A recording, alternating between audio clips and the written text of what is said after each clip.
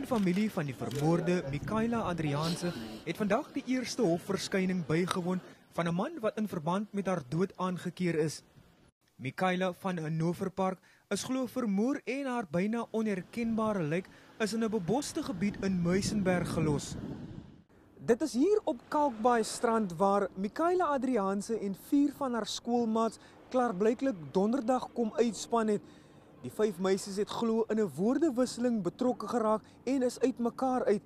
Dit is een van die laaste plekke waar sy laas lewend gesien is. Dit het in die hof aan die lig gekom dat die vermeende moordenaar 'n bekentenis aan die polisie gemaak het toe hy in hegtenis geneem is.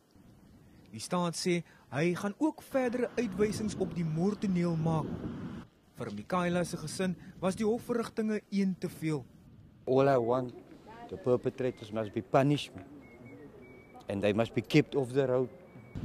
Adriaanse en sy vrou het vandag DNA-toetse gedoen sodat hulle dogter formeel uitgeken kan word.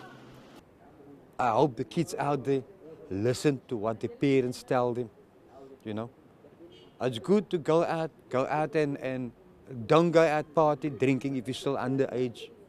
Die beskuldigde sal weer op 1 April in die hof verskyn wanneer hy aansoek doen om regshulp. Percival Young, Een Nuus, Kaapstad.